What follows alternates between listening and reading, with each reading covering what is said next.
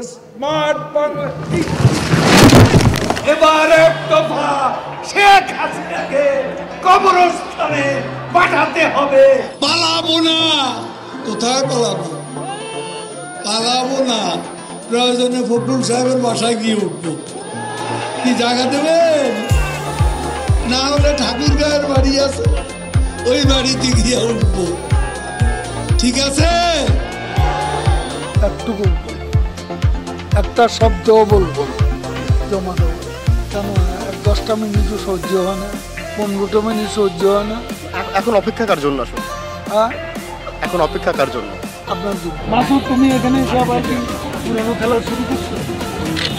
তুমি কি কোনোদিনও ভালো হবে না? ভালো হলো, কোনোদিনও ভালো হবে না। এবার এক দফা শেখ হাসিনাকে কবরস্থানে পাঠাতে হবে। এই এক দফা। এটা কি আপনারা শুনেছিলেন? তুমি তো বলো। অনেকবার বলেছি, কথা পরে হেডিং শেখ হাসিনার ডিজিটাল করে সবারই নায়ক বানানো মঞ্চে সব নেতা, পুরা নেতা, আদলি নেতা, শিকি নেতা, আতি নেতা, পাতি নেতা, নেতা নেতা স্টেজ বাংলা। আমি বেচারা আহত।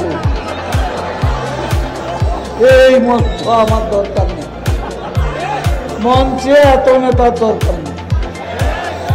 কর্মী দ্বারা নেতা কমা, এত নেতার দরকার কি?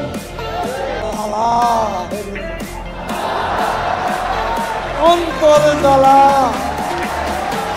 পদ্মা সেতু হয়েই গেল,